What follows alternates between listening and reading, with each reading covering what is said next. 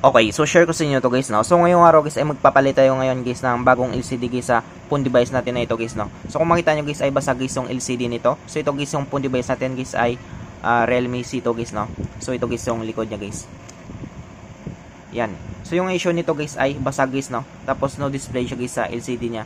So ngayon guys ay papalitan natin guys ng bagong LCD guys, no? So na video na rin natin ito guys, no? Na-test na rin natin ito guys sa analog tester natin. Yan.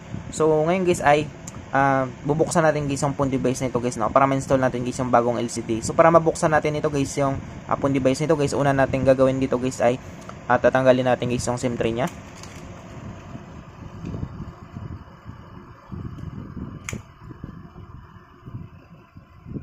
Yan, so tabi lang natin yan siya guys, no. Sunod natin gagawin dito guys, pwede tayo gumamit guys ng pang opening tools natin guys, no, para mabuksan natin ito guys yung likod niya guys, no, or pwede kayo gumamit guys ng kuko niyo guys, no. So sa akin guys gagamitin ko guys yung kuko guys, no. So papakita ko sa inyo guys kung paano natin buksan guys, no, gamit guys yung kuko natin guys. Yan, so simulan natin.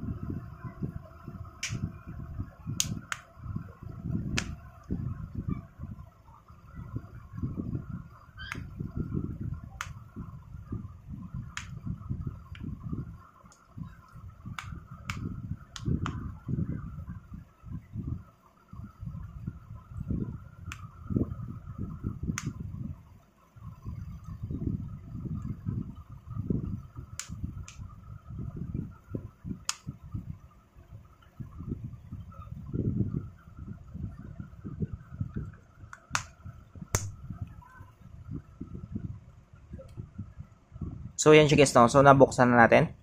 Yan, so dandan lang natin guys, no. Yan, so ito guys yung loob niya. So ngayon guys, para ma-install natin guys yung bagong LCD niya guys, tanggalin natin guys yung mga bolts ito guys, no.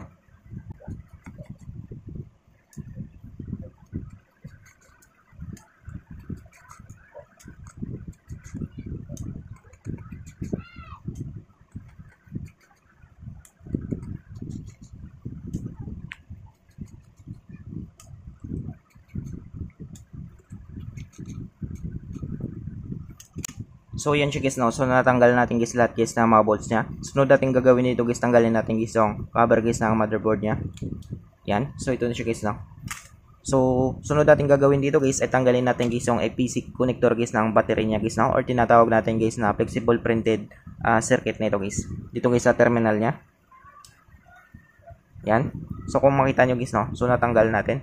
Sunod natin dito guys, tanggalin natin guys yung FPC connector guys ng LCD niya guys, no. So ito siya guys. Yan. Sunod natin gagawin dito guys ay tanggalin natin guys yung battery nito. So para matanggal natin guys, hilain natin guys yung green na ito.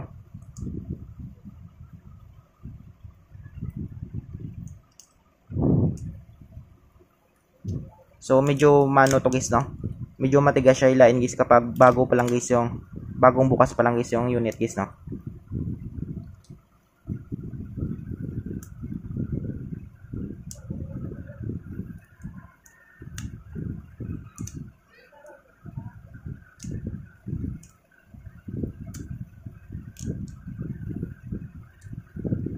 Tapos maglagay lang tayo dito guys ng kunting electronic liquid natin.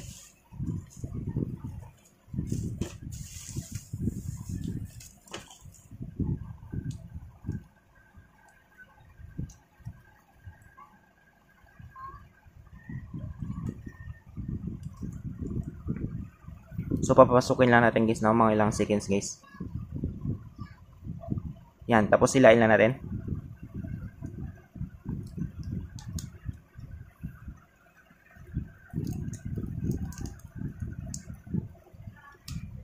So medyo matigas pa rin guys, no. So mag-add tayo.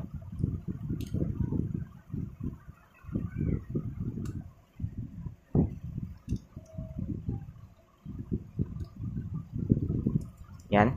So hilain natin ulit. So medyo matigas lang ito guys, no.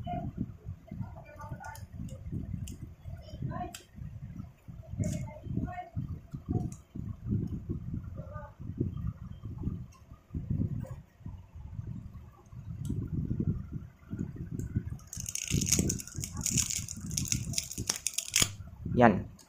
So natanggal natin guys.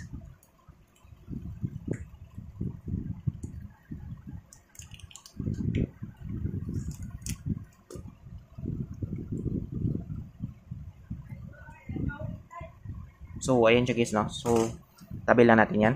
Sunod natin dito guys ay tatanggalin natin guys yung damage niya guys na LCD na ito guys, no? So, para matanggal natin guys yung damage niya guys na LCD guys, pwede tayo gumamit guys ng heat gun natin guys, no? Or pwede tayo gumamit guys ng electronic liquid natin. So, kung wala kayong heat gun guys, pwede kayo gumamit guys ng electronic liquid natin guys. Yan. So, kung wala kayong electronic liquid guys, pwede kayo gumamit guys ng heat gun natin. So, ito guys, gagamit lang tayo dito guys ng heat gun. Palambutin natin guys yung glow niya. So, gamit tayo nito guys, no, para mas madali guys. So, ngayon guys ay simulan natin guys yung palambot guys ng glow niya.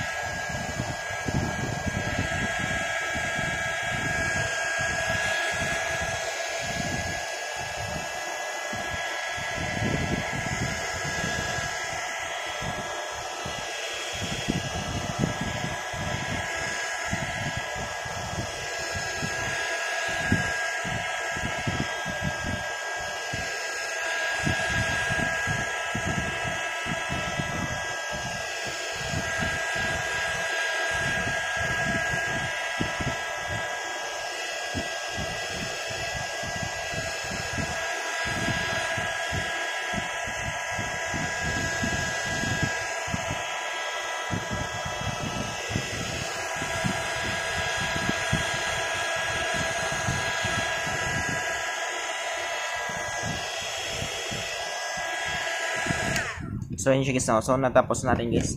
Sunod natin guys ay pwede na natin siyang tanggalin guys yung damage niya guys na LCD guys, no? So, dito guys gagamit lang tayo guys ng pang opening tools natin.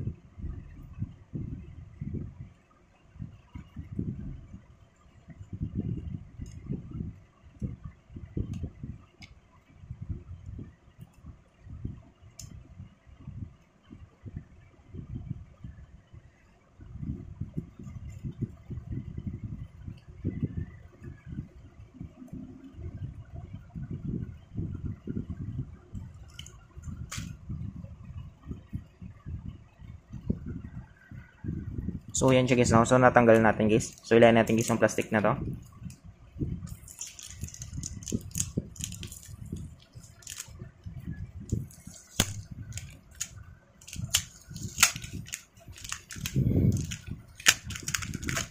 So, ilayan natin to guys, no? Yan. Tapos, tanggalin natin guys yung damage niya guys na LCD. Yan. So, ito na guys yung damage niya guys na LCD guys, no? So, stock pa ito siya guys, no? So, ang problema lang dito guys ay no display niya siya guys, no?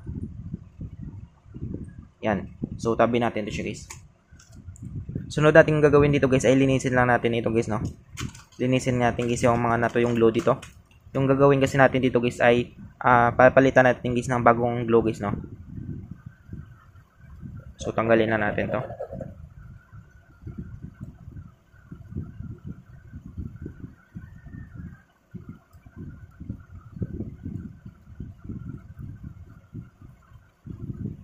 So, ito siya guys, no? Yung mga nato yung glue niya. So, tanggalin natin yan.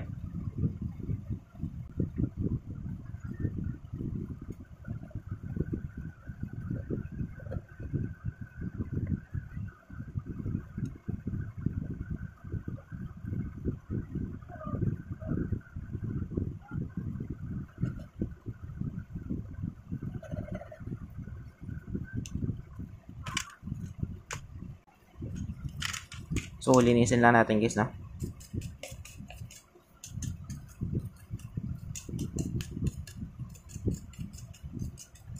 Yan, so pwede na natin siyang lagyan guys ng panibagong glue guys, no.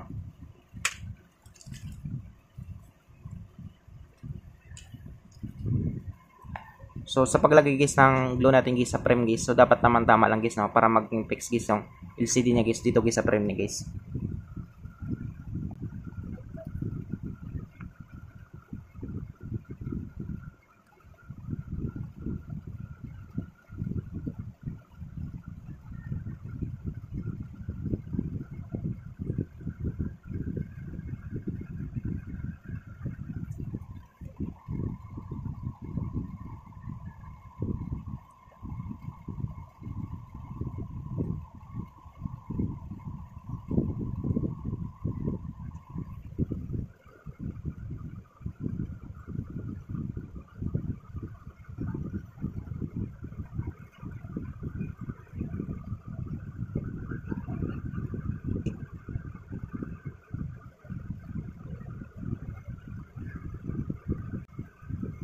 So ayun siya guys, no. So nalagyan natin guys ng panibagong glue natin.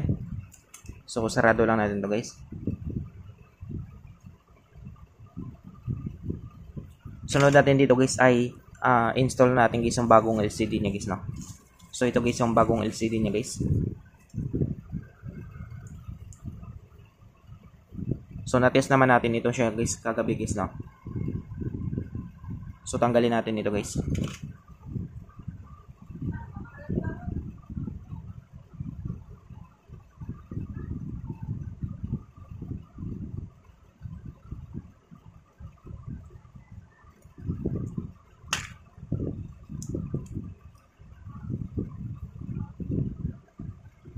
So dikit lang natin guys, no.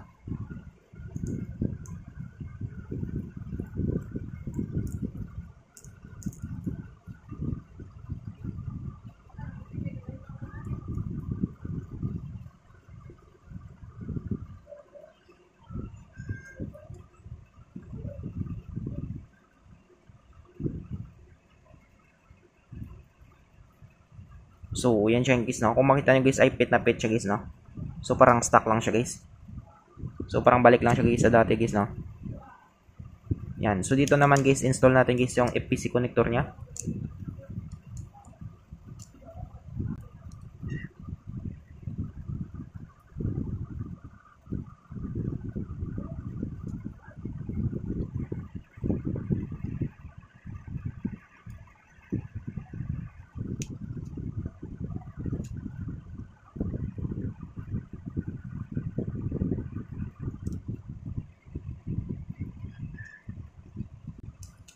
So yan siya guys, no. So maganda guys ang pagka-install natin guys ng FPC connector niya guys. Yan. Tapos sarado lang natin yan.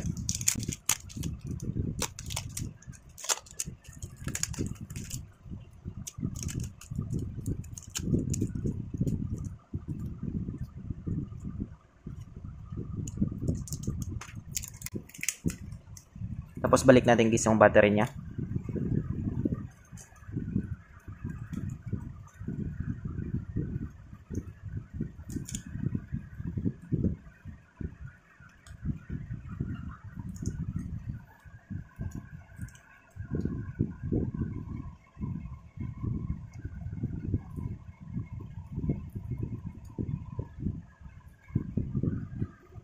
Tapos balik lang natin guys yung FPC connector niya guys ng battery niya guys, no. Yan. Sunod natin dito guys ay lagyan na natin guys ng cover guys ng motherboard niya guys, no. Yan. Tapos lagyan natin guys ng bolts guys.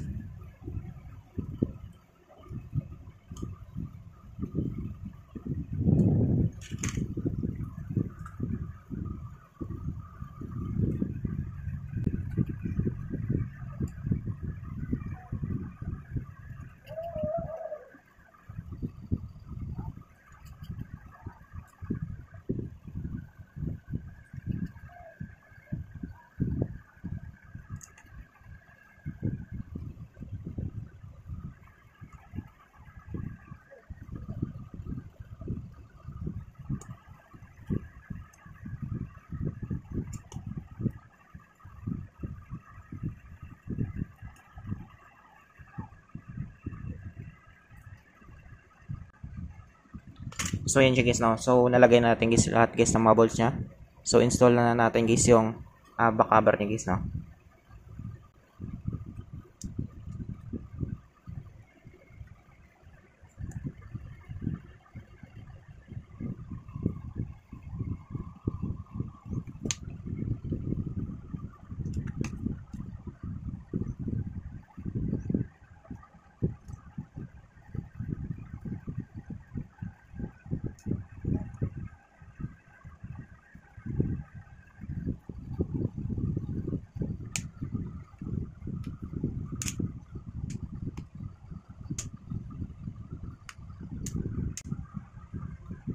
Tapos balik lang natin guys yung SIM tray niya. Sunod natin guys, try natin pandarin guys, no. Yan. So kung makita nyo guys, no, bago na guys yung LCD niya. So ito guys yung damage niya guys na LCD. So bago na siya. So observe muna niyo guys, no. Just in case na merong issue dito guys ay pwede pa nating maibalik guys, no, kahit hindi natin tanggalin guys yung plastic na ito. At matanggal lang natin guys yung glue niya guys, no. Yan. So depende yan guys sa supplier niyo guys, no. Yan. So ganun lang kadali guys, no, kung paano natin guys palitan guys yung damage niya guys na LCD niya. Tapos ay lagyan lang natin guys ng tape guys, no. Paikot dito. So sampulan ko kayo guys, no.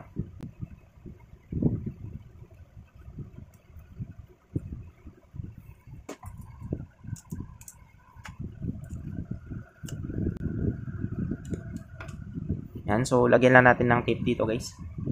Para pang suporta guys sa ano niya guys, no.